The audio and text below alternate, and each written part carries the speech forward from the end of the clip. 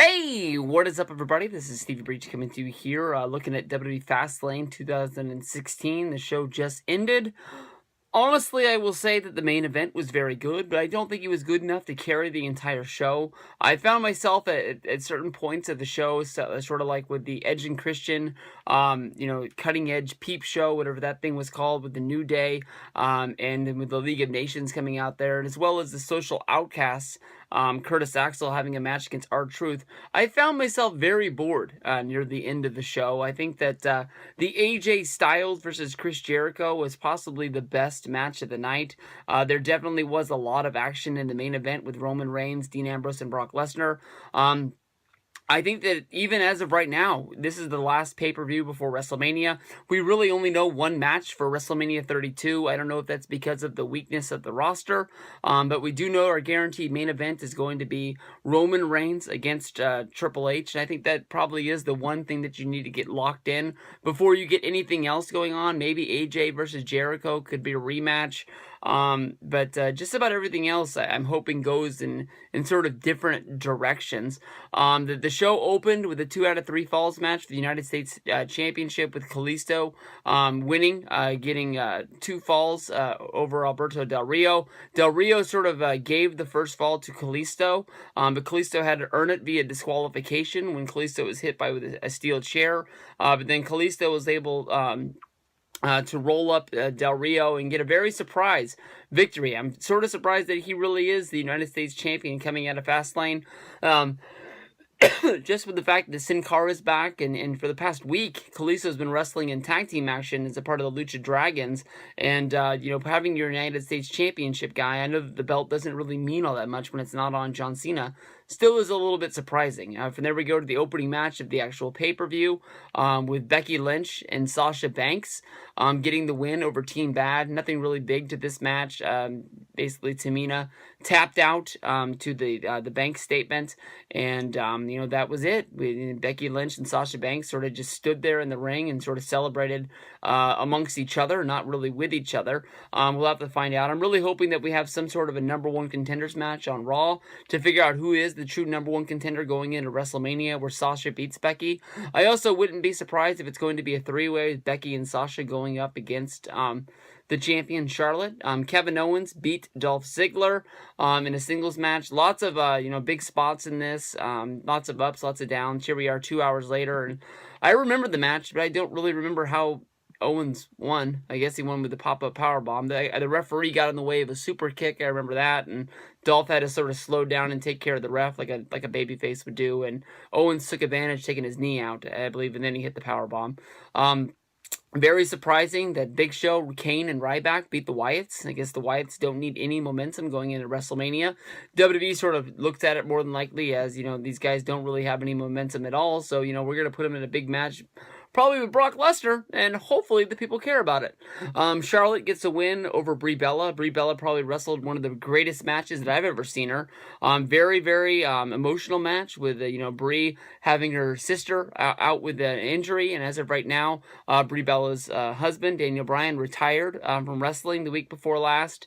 And here she is, put into a number one contenders match with Charlotte, and she had the match in her hands, and it just sort of slipped out. Charlotte was able to reverse a crab into the figure eight, and Charlotte was able to pick up the win. AJ beat Jericho after Jericho was able to get out of the calf crusher, and then he kicked out of the Styles Clash, but the second calf crusher just was too much, and Jericho was forced to tap out, and AJ was able to sort of celebrate. And then Jericho gave him the sign of respect by shaking his hand, even though I was really chanting to kick him in the nuts, and it never really came. I was looking for Jericho to pull the Shawn Michaels move of kicking him in the cans like he did at WrestleMania 19.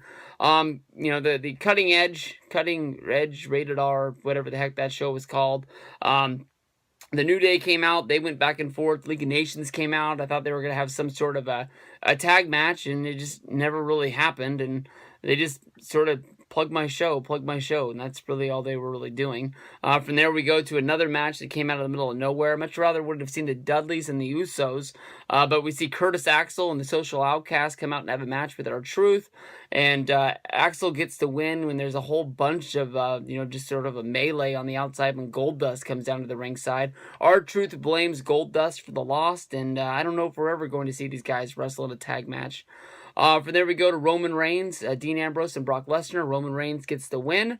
Sort of surprising, the pinfall that came. I didn't really think that it was going to be the pinfall to end it, but it was. And Roman Reigns is going to WrestleMania, and Dean Ambrose and Brock Lesnar need to find a way to have a match. So that was it. It was a good show. Wasn't great. It was fun. I got bored, and I made it through it. No, I wish that I was coming to you to start out my WWE Fastlane 2015 review under better circumstances. But the first match on the WWE's Fastlane pre-show is Alberto Del Rio going up against Kalisto, your United States Heavyweight Championship match, which is a 2 out of 3 falls match. We had Kalisto coming in as the United States Champion, and I was really surprised they put a 2 out of 3 falls match onto the pre-show, but I don't know. I mean, honestly, this match was a lot better than I thought it was going to be. It deserved to be on the pay-per-view. You could have easily kicked maybe the Divas tag or maybe the Edge and Christian show featuring the New Day to the pre-show, but it is what it is, and it happened, but basically, Del Rio and Kalisto came down and got into the ring. They started brawling outside of the ring, and moments into this match, Alberto Del Rio picked up a steel chair on the outside and beat up Kalisto with the chair, and then physically beat him into the guardrails around the ring, basically causing a disqualification. From there, WWE went to a commercial, and it seemed like it was about at least 3 minutes, maybe even longer than that, before the match was restarted for the second fall. From there, Alberto Del Rio was able to capitalize on getting a pin on Kalisto to even the odds out at 1-1. From there, we went to sudden death for the third fall, and from there, out of the middle of nowhere, Kalisto rolls up Alberto Del Rio to get a 1-2-3. Throughout the match, we had Alberto Del Rio going after Kalisto's mask. I don't know if this is just Alberto Del Rio's gimmick of trying to take Mexican wrestler's mask like he did when he wrestled against Alberto Del Rio, and a lot of people were thinking this was building up to Alberto Del Rio versus Kalisto at WrestleMania in a mask versus hair match. I honestly don't really see Alberto Del Rio putting his hair on the line, but then again, I was talking about this in the preview. Alberto Del Rio signed this lucrative contract around Hell in the Cell when he came back and debuted for WWE. Maybe he would take time off. People said that he signed a, reduced contract, and we haven't seen this guy not on Raw or SmackDown since Hell in the Cell. Maybe he would lose a hair versus mask match, and then he would, take some time out, sit at home, grow the hair back, and then he'd return to television after a while. But I'm not sure what is going on. But in this, Kalisto keeps the United States Championship. Not that excited about Kalisto keeping the title, especially with him, really wrestling as a tag. With Sin Cara in the Lucha Dragons, but we'll see where we go from here. This was the kickoff to Fastlane with Kalisto keeping the United States title. Hey, what is up, everybody? This is Stevie Breach coming to you with the opening match of WWE Fastlane on the pay-per-view on the WWE Network. The first match tonight ends up being Becky Lynch and Sasha Banks teaming up to go up against the remaining members of Team Mad, Tamina and Naomi. There was nothing really to this match. I will note that my WWE Network is running fine. I haven't said that it's perfect. We did have one little glitch during that match, but I'm sure that the longer it plays on here, the better off it'll get. There's a lot of people on Twitter going a little bit bananas, basically saying that the network is stopping and starting, and shenanigans like that come with a lot of people that are tuning in for the Royal Rumble to WrestleMania sort of push here for you. But this match starts out with Becky Lynch starting out in the match and then being pretty much thrown to the floor and then beaten down upon. From then on, basically, it was just the wait to get the hot tag for Sasha Banks. Sasha Banks was finally able to get the hot tag, and when she was able to get in, she ended up getting the bank statement put on Naomi, who, basically had to tap out, and basically Tamina tried to run in and tried to make the save. And then from there, I thought that we were going to get some sort of a heel turn between Becky Lynch and Sasha Banks, but they just sort of stood there and won the match, and nothing really happened. I'm guessing that as of right now, the lead for WrestleMania would be for a three-way: Becky Lynch, Sasha Banks, and Charlotte as the #1 contenders going up for the championship in a three-way. Still have to think about Summer Rae getting that pin against Paige, and where that's going from Monday Night Raw. So it could end up being one of those massive diva matches at the pay-per-view, but we'll have to see where we go from here. But tonight, Becky Lynch ends up, I guess it was Sasha Banks and Becky Lynch, but Sasha Banks with the bank statement ends up getting the win, and we'll move on to the next match on the pay-per-view, which looks like it's going to be the Intercontinental title match, Owens versus Ziggler. Hey, what up everybody? This is Steve Breach coming to you here with the finish of the Kevin Owens versus Dolph Ziggler match. I'm sitting here enjoying my big, huge bag of Doritos for the people who are asking me what I'm eating during this show. Wild White Nacho. Pretty damn good chips. But this is the match where basically Dolph Ziggler's luck ran out. He had beaten Kevin Owens in singles matches twice in a row. But here it is. Kevin Owens is able to get a victory here at Fastlane. Now he looks like he's going to be the Intercontinental Champion heading into WrestleMania, where he has promised to make it KO Mania. But Kevin Owens versus Dolph Ziggler had a very good match. A lot of big impact high spots during this one. I think the one talk that the one spot that everyone will be talking about tomorrow will be the spot of the Hurricanrana on the outside from Dolph Ziggler to Kevin Owens, where Kevin Owens went headfirst into the steps. I don't think it really knocked him silly, but I think a lot of people were thinking that maybe Owens would have got hit with a concussion or something like that during that move. But it looked like he ended up being all right at the end of this. But the finish in this match came when Dolph Ziggler went for a super kick, but the referee was in the way, and instead of hitting the ref, he sort of did like a little deal where he pulled back and then sort of pushed the referee to safety, and then Kevin Owens was able to take an advantage by basically kicking Ziggler in the knee and taking his leg out, and he's able to get the win from there. But this was a good match. It was fun. A lot of ups, lots of downs. With this one, it ends up being that Ziggler takes the loss here. So I don't know. There's a lot of people thinking that this is going to be some sort of a Intercontinental ladder match, because that was the match last year. I'm just hoping to see Kevin Owens with the Intercontinental Championship have a really good WrestleMania match. If you think about like Chris Benoit versus MVP from WrestleMania, I believe 23, that was a good singles match for a championship that was on WrestleMania. Those are the kind of matches that you remember over time. So that's what I'm looking forward to. I don't want to see a ladder match. I don't want to see Money in the Bank or anything like that. I want to see a one-on-one match from Kevin Owens, able to show off how good this guy really is. I am so confused. This makes no sense to me at all as we're watching here WWE's Fastlane 2015, the big match of Kane, Ryback, and the Big Show. Definitely in my mind, I thought this was the match that they were just going to be putting over the Wyatts as a team, how big and bad these guys are, being able to beat these three big giants, and being able to move on and making Brie look good, and building him up to fight Brock Lesnar at WrestleMania. But the only thing I can think of as of right now is that the match has to be going in a different direction, which does make me think maybe Brock or Ambrose has a shot to win the main event, and maybe that's a good thing.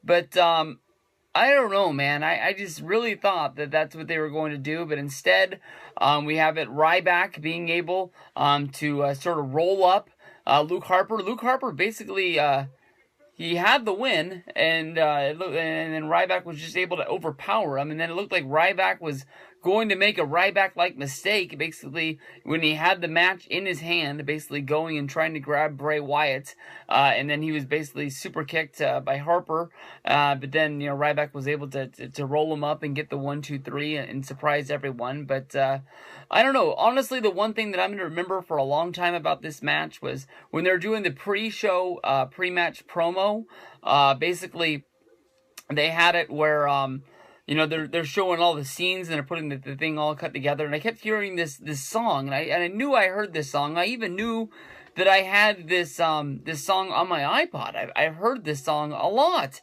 and I couldn't figure out what it was. And as the match was beginning, I was typing into my computer trying to figure it out. And it's this song called "Evil Ways," and then I'm trying to find out how the hell I even know this song. I type "Evil Ways" into my iPod. It doesn't come up. So I type in "Evil Ways commercial," and the third little video that pops up is TNA. AJ Styles, the theme he used when they made it look like he was going to join Aces and Eights. I think it's the theme that he came out to at Bound for Glory 2013, when he basically was the lone wolf going up against the Aces and Eights. And wow, WWE using a former TNA theme, just sticking that knife right into their back a little bit more. I'll give you this. That match didn't seem like it had a whole lot to it, but that was a really fun match. Charlotte versus Brie for the Divas Championship here, as we're watching WWE Fastlane 2015. Brie brought her A game. I mean, there's been talk that this is going to be her last match. Some people saying that she's going to be with WWE until the summer. But after Daniel Bryan's retirement, a lot of people have been thinking that basically he was going to be, or she was going to be tossing the towel in and just becoming mainly a wife to Daniel Bryan, and maybe even becoming a mom sooner than later and starting her family. But if this is going to be her last match, that was a fucking good match. I'll give it to you that I was a little bit bored with the show, but I really bought into this match, and I really believed that Brie was actually going to have a chance to win this whole deal. She had Charlotte up against the ropes a few times during this match. There was a point in there when the referee had to put the gloves on because Charlotte busted her nose. And it even looks like now that Brie's nose might be bleeding as well. Or maybe that's just her lipstick. I'm not 100% sure. But, wow. I mean, there was a point, Brie, who was wrestling this match wearing Daniel Bryan's kick pads. And as the match was going on, she was delivering the yes kicks to get everybody in the crowd all into this. And then even strapped on the submission hold, trying to get the win. And I really did believe that it was on there so long that I thought that Charlotte was going to tap out. Ric Flair tried to reach into the ring, trying to grab Charlotte's boots to break up the hold. The referee caught him, and she had to break the hold. And then basically during this, Brie rolled it over into a half crab, basically getting to the point where the hold was just held so long. And then as Brie was starting to lose grip, and then as she was starting to re-up on it, basically, Charlotte was able to kick her free, and then because of a missile drop kick off of the top rope, Brie's knee, who was already hurting, was strapped into the figure 8, and she tapped out almost instantaneously, and the match was over. But this was really good. A really good one for her to hang her hat on, if this really is her last match. He kicked out. That was a really good match. That paid off on the whole thing of them building up this match that it wasn't going to happen. And it ended up happening tonight at Fastlane. AJ Styles versus Chris Jericho 3. The payoff, AJ Styles getting his first WWE pay-per-view win and his first pay-per-view singles match. And I think it really did deliver. I'm not sure if this feud is going to continue. Definitely Jericho is going to be upset that he lost the match. I thought the match really did deliver. It stood up to all of the other matches here. AJ Styles hits the Styles Clash. And then Chris Jericho kicks out of the 1-2-3, which if this would have been New Japan Pro Wrestling, that would have been one of the biggest sins in the history of wrestling. But AJ, wrestled a really good match. It was a little bit scary at one point when Chris Jericho dropped AJ Styles on his head. From the top turnbuckle, he just sort of let him go, and he landed right on his head. they just kept on going. I'm sure that on the next Chris Jericho podcast, we're going to hear an explanation from Jericho about what happened, and we'll be looking forward to that. But I don't know. Both guys right now are in the ring going face to face. AJ is looking at him like, I beat you, you better not. And Jericho's looking at him like he's really disgusted in himself for losing the match, and that he wants to respect him. He just threatened to punch AJ Styles, but he pulled the punch back. And AJ's saying, if you want more, bring it more. And I think definitely a lot of this Chris Jericho character that they're building up right now is sort of showing that. He's getting up there. He's been doing this for a long time, and he needs. Oh, he's gonna put the hand out. It's gonna be like WrestleMania 19. Kick him in the balls, Jericho. Kick him in the balls. Kick him in the balls right now. I want to see you to kick him just like you did Shawn. They got the handshake. They're looking each other in the eyes. They're giving the respect. Jericho's giving the double pump. They're starting to play the music. Oh, he's patting him on the back. I think that definitely we're going to see on Monday Night Raw tomorrow. We're going to see Jericho sort of take that back and basically say that, he wants to have another match. He wants to be able to beat Jericho. He doesn't want to say that it's coming to an end. But that's what I think this storyline is about. I don't know if they'll have another match or not. Maybe it's going to be Styles versus Kevin Owens or something like that. But fun times. What an incredible match. What a main event at WWE Fastlane 2015. Roman Reigns is cashing his ticket and he is going to WrestleMania. He is on the Fastlane to the WrestleMania 32 main event and to face none other than Triple H. And this was a great match here. It was Dean Ambrose versus Roman Reigns versus Brock Lesnar here. Very early on in the match, we find out about the raw strength, power of Brock Lesnar, just grabbing fools and taking them to the Suplex City. Just chucking dudes over their head. Roman Reigns took a very, very vicious German suplex, landed right on his head. And I really thought that he didn't know who he was or where he was. It just looked like Roman Reigns was just flat out knocked out.